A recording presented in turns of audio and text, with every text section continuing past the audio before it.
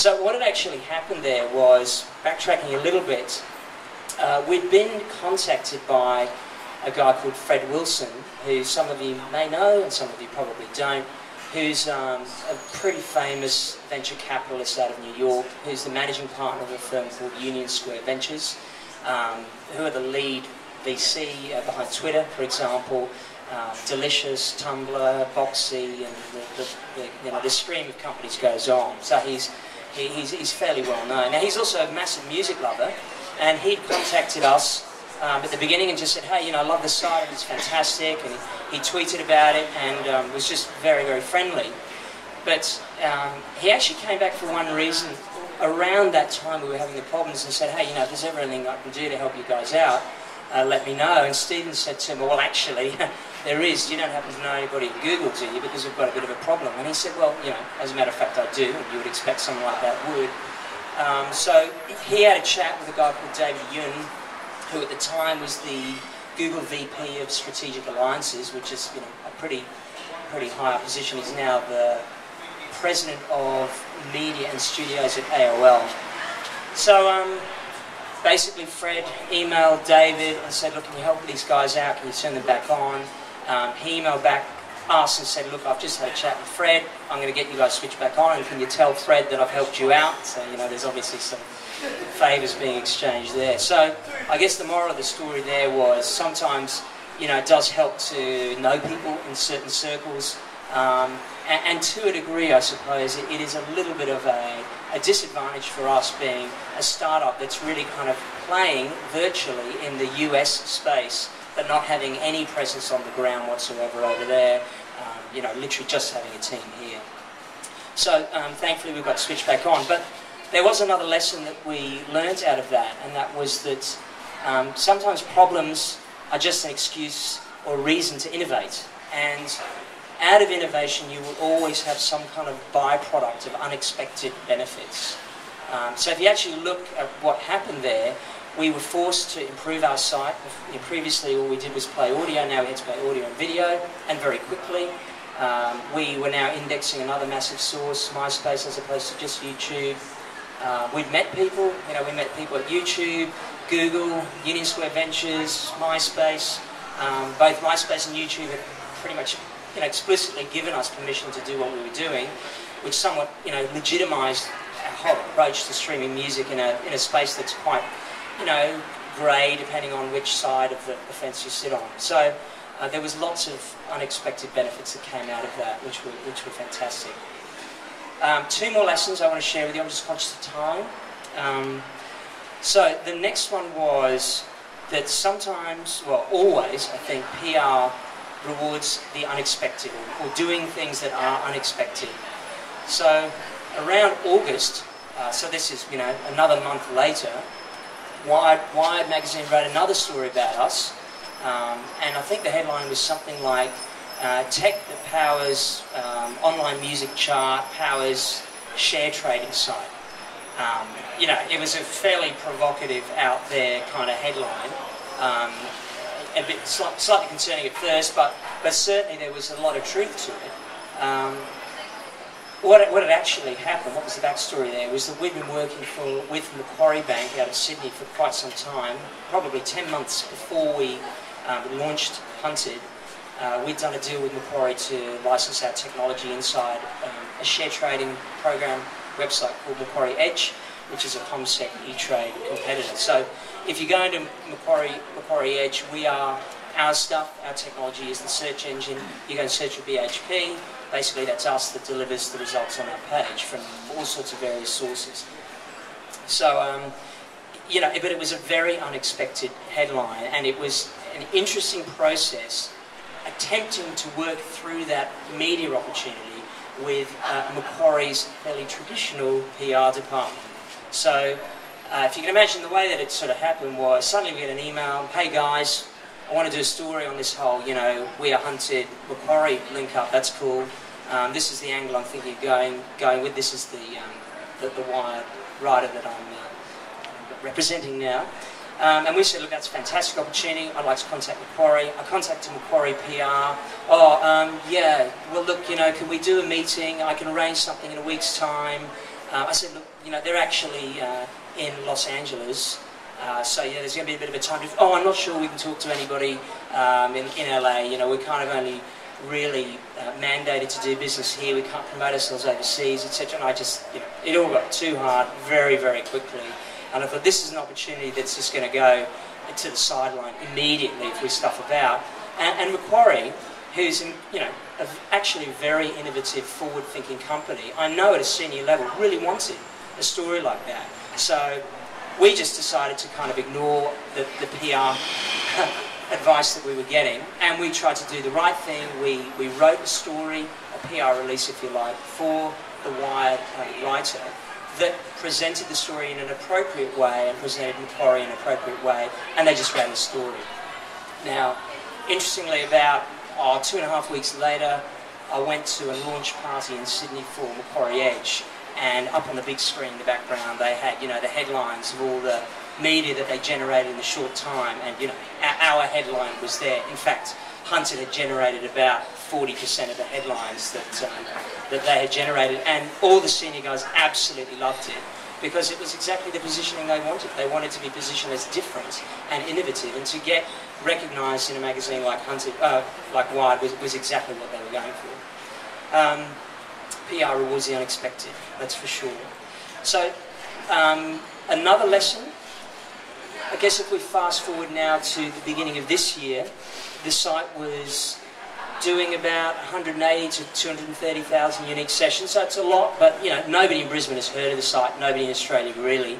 Not that that matters. I mean, 95% of the audience is in the States, but we need it to be bigger and we need to grow it, and the growth had become a little bit static. So we sat around and thought, well, what can we do now to try and take the site to the next level?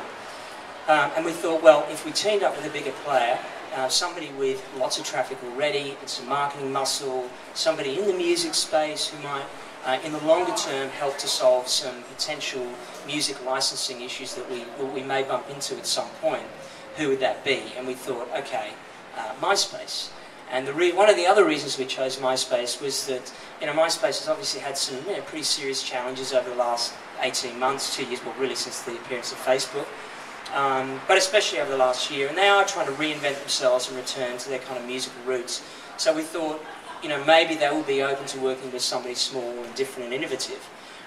So we thought, well, how will we get to MySpace? I mean, we knew the people in Sydney, but we really wanted to go higher than that. We needed to connect with someone in LA.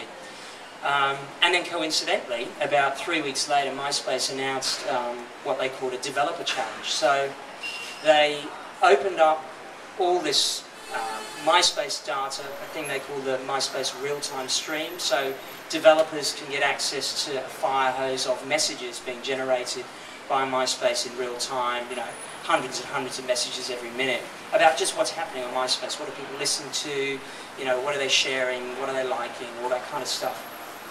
So we thought, well, this is a great way to get on their radar. We'll enter this challenge, and there was some reasonable prize money up for grabs as well. But the challenge had some rules that we didn't really like, and two of the rules were you can't show any MySpace imagery, and Hunted, if you've been to the site, is a very visual experience as well as an audio experience. And we think, you know, that's really important, that kind of multimedia stimulus for a music site. And the second, you know, biggest problem was you can't play any music. So, you know, how are you going to build an app for a music site and not be able to show imagery or play music? So we decided winning this thing actually isn't that important. We just want to get on their radar. So we said to ourselves, what should MySpace be doing, or what should they be building? So we built an iPhone and Android app that's basically a real-time radio station where the DJ, if you like, is the MySpace user base. So it plays, it samples all that data off of a real-time data stream. It figures out what's the most popular song right now in the last minute that people are buzzing about. It takes that song, the algorithm, the code, samples it back from a 3.5-minute song to a 30-second sample, and we had this really neat sort of text-to-voice thing going where, so that you know, the DJ's voice would say, and next on MySpace radio is, and introing the song in. It would play for 30 seconds, fade out, and the next song would come in. It was just a really cool little what's going on in MySpace right now. So I broke all the rules, and it didn't win. But about 2 days later, we got an email from Mike Jones, who's the president of MySpace, and he just said, you know, that was mind-blowingly good. What else could you guys be doing for MySpace if we were to work with you and your tech and your team? So we very, very quickly turned around a little pitch document that said, well, here's 7 or 8 other ideas we think you should be doing right now. And they picked one of them, and that led to an 8-week project where we built MySpace's first iPad application.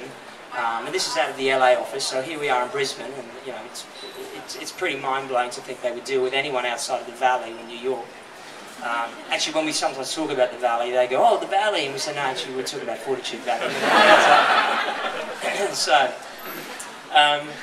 So, you know, that led to a really good piece of work for us that got us on their radar, and, you know, Wired again wrote about it, you know, the best thing that MySpace has done in 18 months, this is fantastic. So the iPad app, which we called Romeo, which they then sort of transposed a bit to MySpace Music Romeo, and I think it's changing again to MySpace Music Video, is essentially a kind of interactive music video experience, so a bit like Rage, but on the iPad, and using a couple of neat sliders, you can select what kind of music you want to listen to, you know, dancing, what kind of mood am I in, energetic, sad, happy, dancing, reclusive, whatever it is.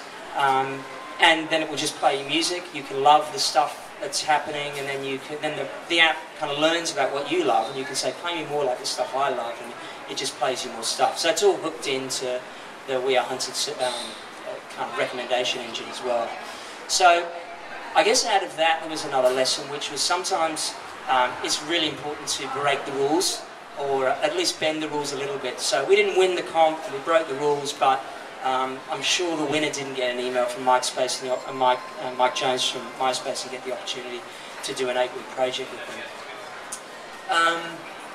There's one more lesson I want to share with you, and this is a bit about working for large companies like that. So, you know, as a result of doing that work for MySpace, we were approached by News Limited here in Australia as well, who are getting, you know, hot and sweaty about iPad apps and that kind of thing, asking us to help them with their iPad app. Now, there's been lots of opportunities like that, and we've done quite a bit of stuff with bigger companies now as a result of the little innovative stuff that we do around the place. So we work with MySpace. We built a fashion news kind of feed for Condé Nast, who owns GQ and Vogue and all those kind of high premium brands. We've done stuff for Vodafone, but I suppose the lesson here is that you can kind of get a bit carried away trying to do deals with big companies that you think might have the answer for you, who can introduce you to their traffic. You know, their brand has a lot of sway. Suddenly you get famous because, you know, they can flood your site with their users, etc., which I suppose to a degree had been one of our angles for quite a long time. You know, if we can... Oh, sorry, that noise actually reminds me of being at home. The reason I came out tonight was so I could avoid that. I'm only kidding. Gorgeous. But I think you can get carried away with trying to just work for larger companies and think that they're going to solve your problems for you. At the end of the day, if you're a small business like we are, you know, we're 8 people now in an office in Brisbane, you need to build your own railroad. You need to get your stuff to market yourself. So I suppose that's probably the biggest lesson that we've learned over the last 3 years, is we've spent a lot of time trying to woo the likes of News Digital and Fairfax and all the big media companies here. And, you know, we've done stuff with them and they're all great people, but the reality is we've got to you know, build our own railroad to market and not rely upon theirs. So what that means then for us in 2011 is that we're going to focus on building our railroad. So one of the focuses is going to be the App Store, obviously. So I'm sure, you know, a lot of people here will have iPhones or even Androids. And, you know, there's a huge marketplace for apps. You know, I guess the really promising thing about it for anybody who's in the web game is that the users do pay there. So there's money to be made. So we're going to be focusing on that.